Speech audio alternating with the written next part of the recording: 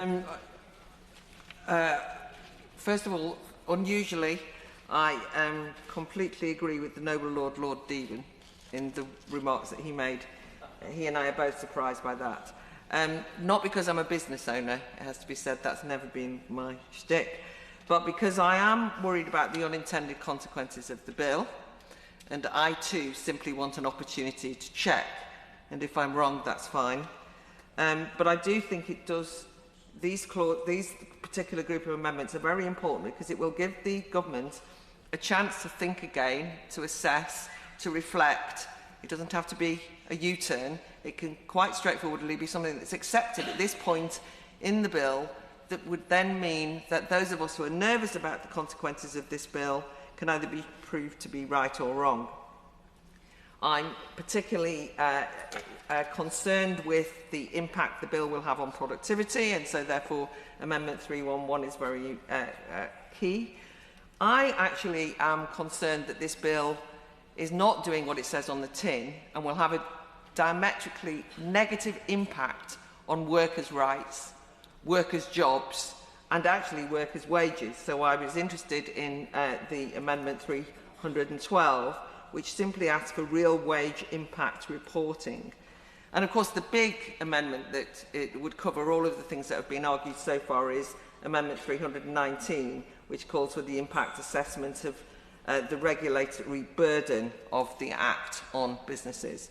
Now, I think that if you consider it, the regulatory burden has been in the past. People who complain about over-regulation have been considered to be on the right of politics, have been, those people who are so irresponsible, they don't want any regulations and they're prepared to take risks. I've never understood it to be in that way at all, but I was therefore delighted to find that I was in agreement myself with the government and the Prime Minister, Keir Starmer, when he made some tub-thumping speeches about the problems of regulators, blockers and bureaucrats stopping investment and growth. He called it an alliance of naysayers, if you remember, and I thought, oh, that's good, because I've always been worried about this. I'm not from the Tory fold, but that's along with what I thought. And I genuinely was excited that the Labour government was embracing this way of understanding what can get in the way of us having economic development and growth, which is necessary for workers to have jobs, wages, rights, for an industrial policy that we're hearing about today, all the infrastructure things.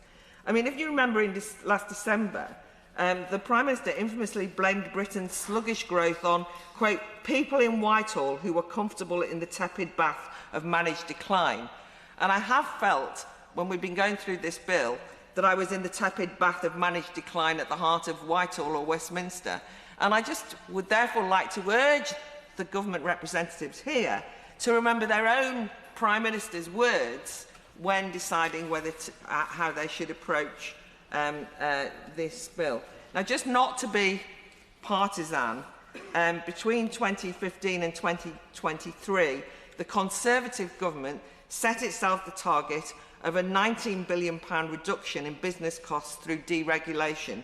Instead, the Regulatory Policy Committee, watchdog, calculated that even exempting most COVID regulation, the regulatory burden actually increased by £18.4 billion in that period. Now, the reason I'm saying that is because people keep declaring they're going to deal with regulations and they're going to tear up the regulations that are getting in the way of growth and industrial capacity and so on. And then the next minute, unintentionally, regulations grow. This bill is so jam-packed with regulations that workers' rights don't stand a chance of breathing, it seems to me. Just one of the fears that I have in relation to the bill, which I've raised in a number of amendments, which I hope that latter Amendment 319 will look at, is that I think that this bill is a recipe for lawfare, or huge amounts of lawfare, from day one rights to protection from unfair dismissal, which both sound, progressive and admirable. The government's own analysis predicts a 15% rise in employment tribunal claims. Now, as there's already huge backlogs between 18 months to 2 years already before this bill, I actually think there is a real threat of a litigious clogging up of the system. It's important, of course, that employees are treated fairly, and as I've argued throughout the bill, I'm not frightened of trade union rights or workers' rights at all. But I am concerned about this growth of an encouragement, even an incentivisation of the use of lawfare. I will send this to the ministers, but I've just read a fascinating report entitled "The Equality Act Isn't Working, Equalities Legislation and the Breakdown of Informal Civility in the Workplace," produced by the anti-racist colourblind organisation Don't Divide Us, which is assessing the unintended consequence of the Equality Act. Nobody thought this would be what would happen, but it's just led to a real fractiousness in the workplace, people suing each other, all sorts of things going wrong, and has clogged up in many ways the system. The last thing we need is this bill adding to that burden, and for lawfare and a kind of sense in which people are suing each other to go even further. So all I would suggest is that an impact assessment is going to either show that some of the concerns that have been raised are overhyped, or in some instances ideological, or naysayers, or that actually the government can take the opportunity of saying we never intended the Act, when it becomes an Act, to do this.